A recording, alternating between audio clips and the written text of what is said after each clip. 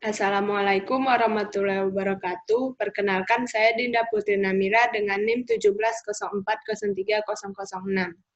Di sini saya akan menjelaskan jawaban dari ujian tengah semester saya mengenai studi kelayakan mata kuliah analisis perancangan perusahaan. Langsung saja, soal nomor 1 itu apa kegunaan dari studi kelayakan? Jawaban saya ada 5 kegunaan. Yang pertama itu menghindari resiko kerugian. Resiko kerugian untuk masa yang akan datang penuh dengan ketidakpastian. Dalam hal ini, fungsi dari studi kelayakan untuk meminimalkan resiko baik yang dapat dikendalikan maupun yang tidak dapat dikendalikan. Lalu yang kedua itu memudahkan perencanaan. Perencanaan meliputi berapa jumlah dana yang diperlukan, kapan usaha yang dijalankan, di mana, bagaimana pelaksanaannya, berapa besar keuntungan yang akan diperoleh, serta bagaimana mengawasinya jika terjadi penyimpangan.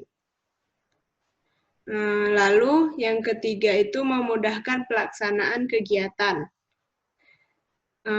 Perencanaan yang telah tersusun, maka sangat mudah melaksanakan bisnis. Pengerjaan usaha dapat dilakukan secara sistematik. Yang keempat itu memudahkan pengawasan. Dengan melaksanakan bisnis atau proyek, sesuatu rencana, maka memudahkan untuk melakukan pengawasan terhadap jalannya usaha. Yang kelima itu memudahkan pengendalian. Jika dapat diawasi, maka terjadi penyimpangan mudah terdeteksi, sehingga mudah untuk mengendalikan penyimpangan tersebut. Lalu soal yang kedua itu, apa beda dari studi kelayakan bisnis dan studi kelayakan proyek? Yang pertama itu saya akan menjelaskan apa itu studi kelayakan bisnis. Studi kelayakan bisnis adalah penelitian yang menyangkut berbagai aspek, baik itu dari aspek hukum, sosial, ekonomi, dan budaya, aspek pasar dan pemasaran, aspek teknis, dan teknologi, sampai dengan aspek manajemen dan keuangan. Lalu, studi kelayakan proyek itu adalah penelitian tentang dapat tidaknya suatu proyek biasa merupakan proyek investasi dilaksanakan dengan berhasil. Lalu, perbedaan dari studi kelayakan bisnis dan studi kelayakan proyek, yang membedakannya itu adalah terletak pada kegiatannya. Jika studi kelayakan bisnis lebih fokus pada bisnis dan kegiatan bisnis tersebut seperti pemasaran, teknis, keuangan, serta sosial ekonomi. Sedangkan studi kelayakan proyek lebih berfokus kepada proyek yang bersifat investasi. Lalu soal nomor 3, jelaskan berbagai studi kelayakan dan manfaatnya. Jadi saya mendapatkan 5 metode. Yang pertama itu metode payback period. Manfaatnya untuk menunjukkan berapa lama suatu investasi akan bisa kembali. Biasanya dalam satuan waktu seperti bulan, tahun, dan lain sebagainya. Rumusnya payback period sama dengan jumlah investasi per jumlah keuntungan. Keterangannya dapat dilihat pada slide. Lalu yang kedua itu metode net present value. Manfaatnya untuk mengetahui selisih nilai investasi dengan nilai sekarang, dengan penerimaan kas bersih pada masa yang akan datang. Dengan rumus NVP sama dengan VP proses kurang VP outlay. Keterangannya dapat dilihat pada slide. Lalu metode ketiga itu ada profitability index atau disingkat jadi PI.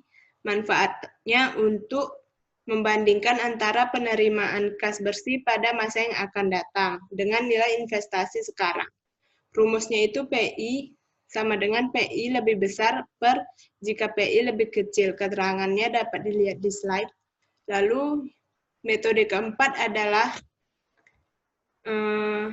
metode internal rate return atau disingkat IRR. Manfaatnya untuk diidentifikasi sebagai tingkat bunga yang akan dijadikan jumlah nilai sekarang dari proses yang diharapkan akan diterima dengan jumlah nilai sekarang dari pengeluaran modal.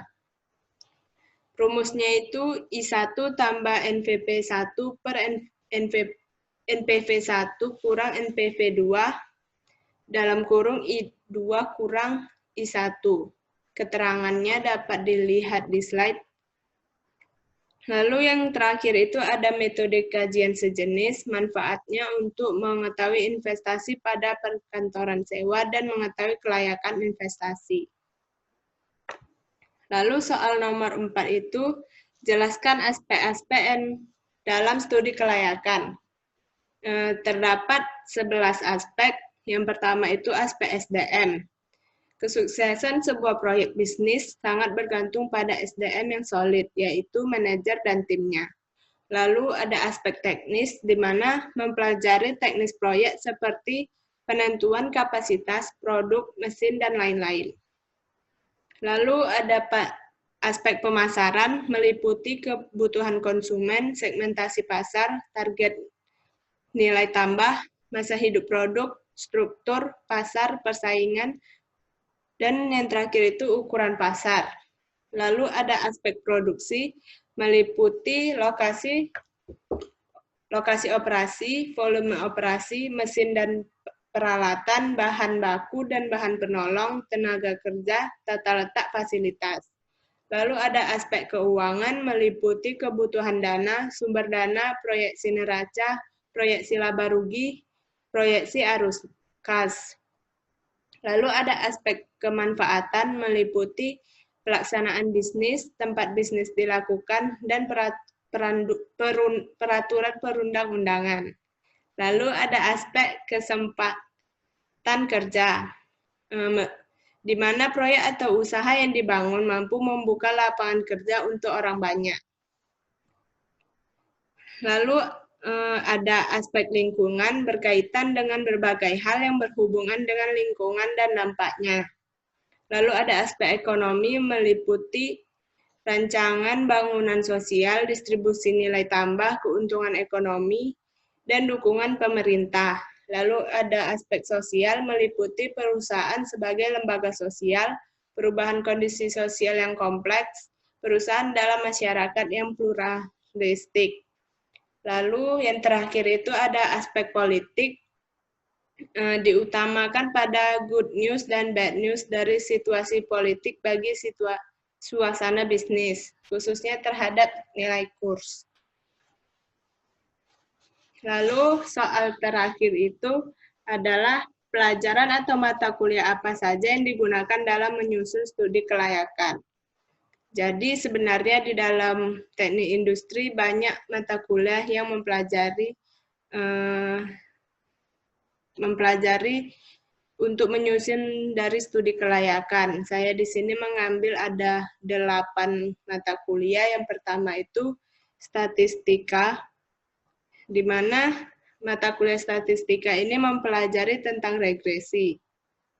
Lalu ada mata kuliah analisis biaya, di mana salah satu mata kuliah dari analisis biaya ini mempelajari tentang laporan arus kas, dan gunanya itu untuk menghitung pemasukan dan pengeluaran dari aset yang dimiliki perusahaan.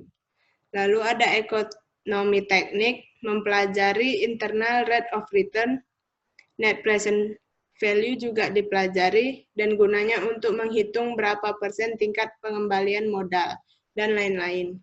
Lalu ada mata kuliah TLP atau tata letak pabrik. Lalu pada TLP ini mempelajari plan layout, di mana mata kuliah ini berguna untuk dapat membangun sebuah perusahaan dengan menghitung jumlah kebutuhan manusia, mesin, bahan baku, dan lain-lain. Lalu ada mata kuliah PPC atau Production Planning dan Controlling, di mana mata kuliah ini mempelajari forecasting yang berguna untuk memprediksi jumlah kebutuhan suatu produk. Lalu ada juga mempelajari perancangan jangka panjang, pendek, dan menengah. Lalu ada mata kuliah data mining, di mana mata kuliah ini mempelajari tentang big data yang berguna untuk mendapatkan banyak data yang dikumpulkan untuk diolah menjadi penelitian di studi kelayakan. Lalu ada manajemen strategis, di mana mata kuliah ini mempelajari tentang analisis SWOT. Lalu yang terakhir yang saya ambil itu adalah mata kuliah perancangan sistem kerja, di mana mata kuliah ini mempelajari tentang peta kerja dan banyak peta kerja seperti OPC, FPC, dan lain-lainnya. Mungkin itu saja yang dapat saya jawab. Maaf jika masih banyak terdapat kesalahan. Assalamualaikum warahmatullahi wabarakatuh.